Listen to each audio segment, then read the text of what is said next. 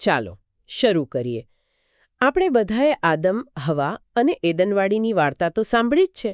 એક ફળ ખાધું અને જાણે બધું જ બરબાદ થઈ ગયું.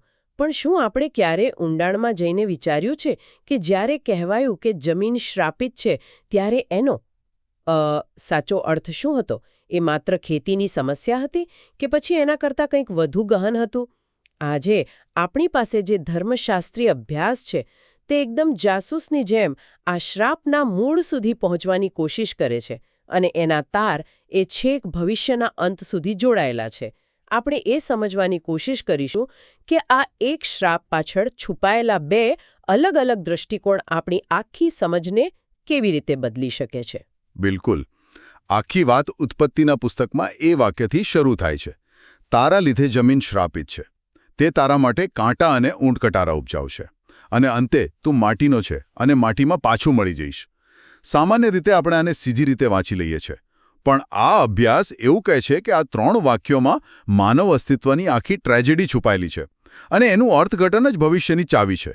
ઓકે, ચાલો આને તોડીને સમજીએ. પહેલી વાત, જમીન શ્રાપિત થઈ અને કાંટા ઉગવા લાગ્યા. આનો અર્થ શું માત્ર એટલો જ છે કે હવે ખેતી કરવી મુશ્કેલ બની જશે? અભ્યાસ મુજબ ના. એ તો ફક્ત ઉપરનું સ્તર છે.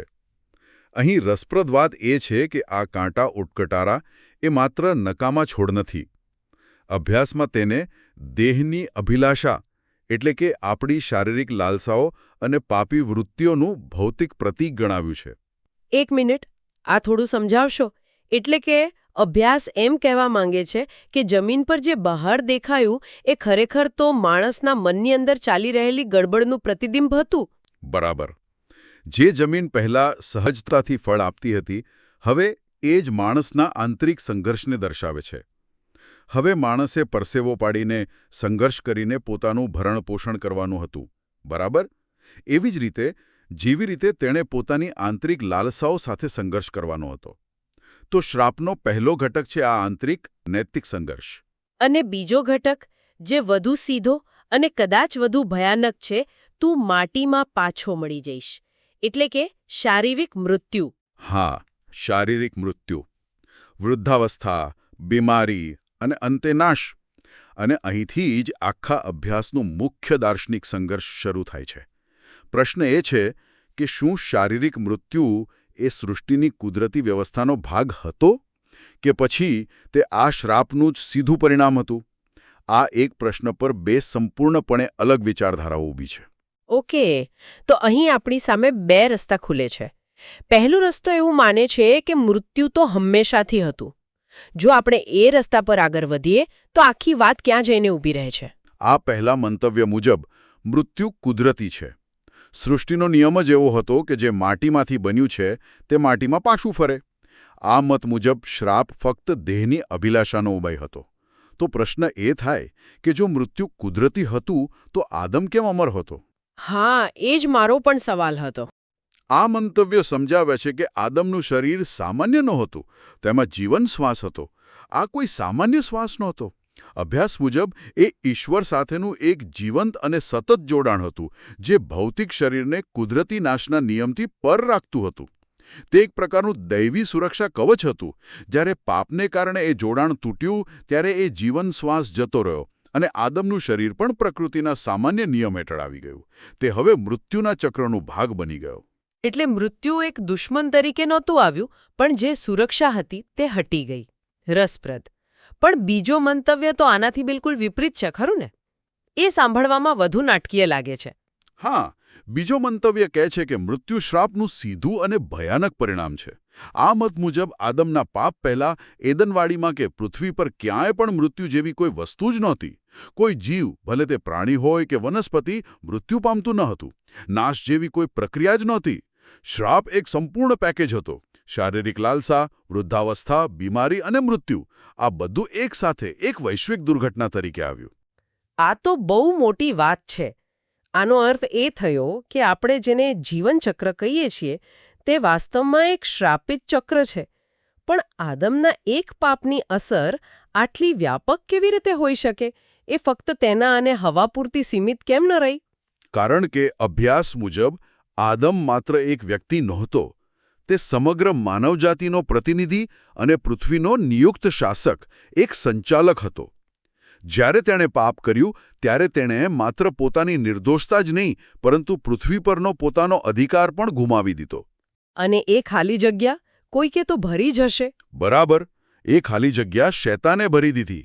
તે પૃથ્વીનો નવો ગેરકાયદેસર શાસક બન્યો. આના પરિણામો ભયંકર આવ્યા.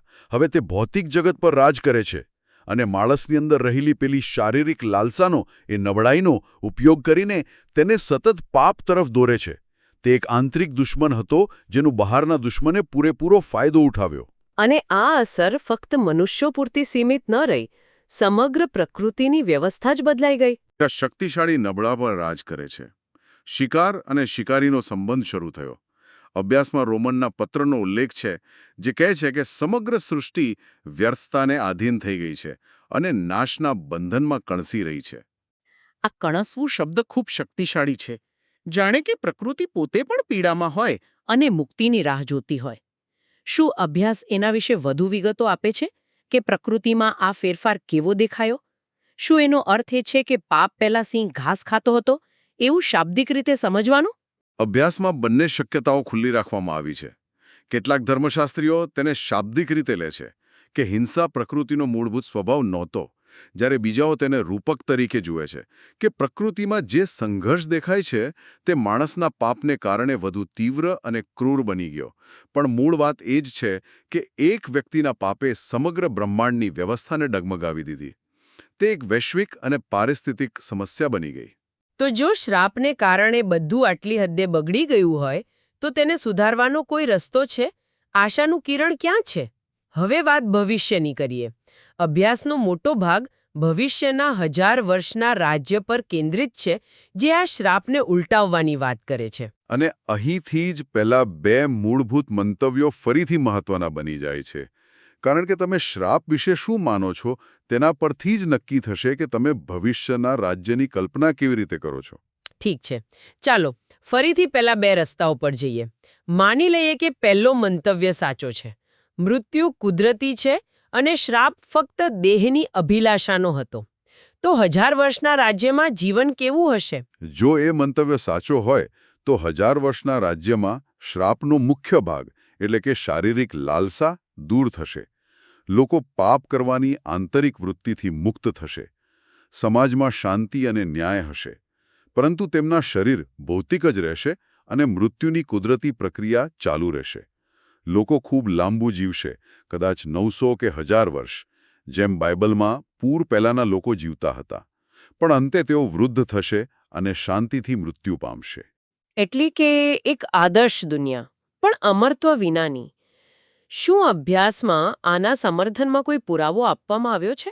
હા, ઝખારિયાના પુસ્તકનો ઉલ્લેખ છે, જેમાં ભવિષ્યવાણી છે કે યરૂશાલેમની ગલીઓમાં વૃદ્ધ પુરુષો અને સ્ત્રીઓ બેઠેલા હશે અને તેમના હાથમાં વૃદ્ધાવસ્થાને કારણે લાકડીઓ રહેશે. અહીં લાકડીને નબળાઈ અને વૃદ્ધત્વના સ્પષ્ટ સંકેત તરીકે જોવામાં આવે છે. તે દર્શાવે છે કે વૃદ્ધત્વની પ્રક્રિયા હજી પણ અસ્તિત્વમાં છે, ભલે તે ખૂબ લાંબી હોય. ઓકે, આ સમજાયું.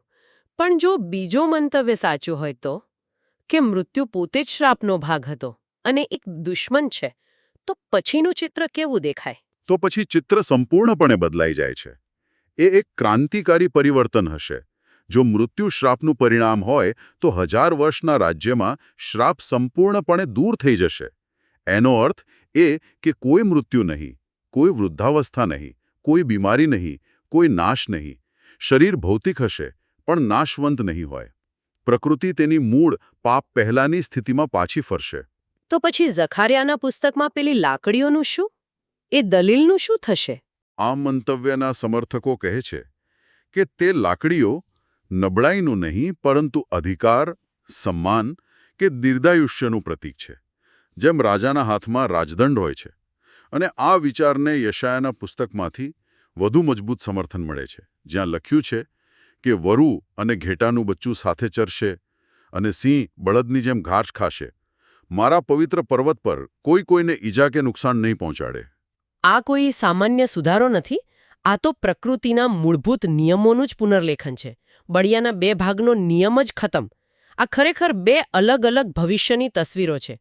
એકમાં લાંબુ અને શાંતિપૂર્ણ જીવન છે, પણ અંત નિશ્ચિત છે. બીજામાં અનંત જીવન અને સંપૂર્ણ નવીકરણ છે. પણ અહીં એક કોયડો છે જે મને હંમેશા મૂંઝવતો આવ્યો છે. અભ્યાસ મુજબ આ 1000 વર્ષની શાંતિ અને સંવાદિતા પછી શૈતાનને થોડા સમય માટે મુક્ત કરવામાં આવે છે. અને આશ્ચર્યજનક રીતે ઘણા લોકો તેની વાતોમાં આવીને ઈશ્વર વિરુદ્ધ બળવો કરે છે. આ કેવી રીતે શક્ય છે? 1000 વર્ષની સંપૂર્ણ શાંતિ જોયા પછી પણ કોઈ આવું કેમ કરે? આ ખરેખર એક મોટો પ્રશ્ન છે અને અભ્યાસ કહે છે કે આ કોયડાનો જવાબ પણ પેલા બે મંતવ્યો સાથે જ જોડાયેલો છે. આ બળવો શા માટે શક્ય બને છે તે સમજાવવા માટે અભ્યાસમાં બે મુખ્ય દલીલો, દલીલ અ અને દલીલ બ, રજૂ કરવામાં આવી છે. ચાલો દલીલ અ થી શરૂ કરીએ. તે શું કહે છે?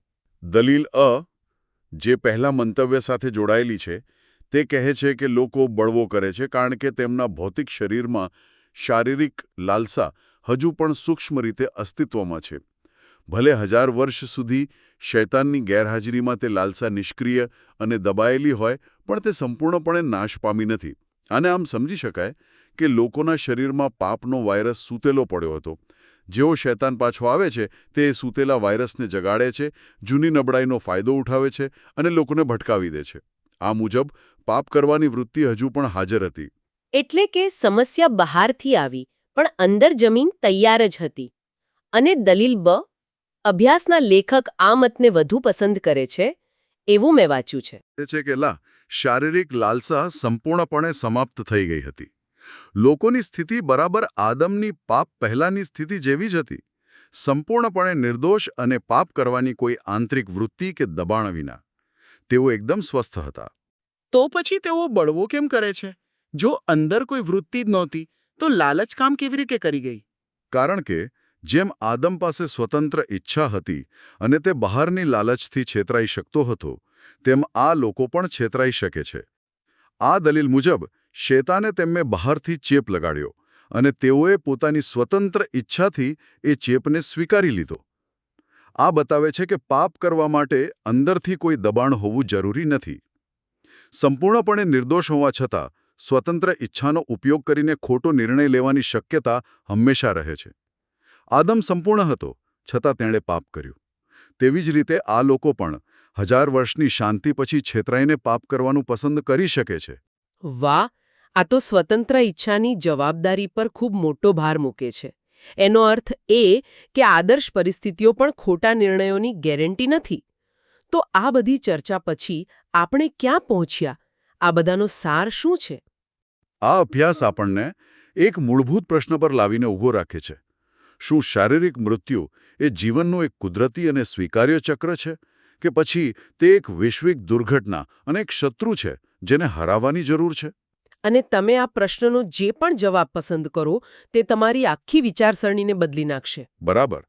જો મૃત્યુ કુદરતી હોય, તો મુક્તિનો અર્થ મુખ્યત્વે પાપની લાલસા પર વિજય મેળવવાનો અને નૈતિક રીતે શુદ્ધ થવાનો છે.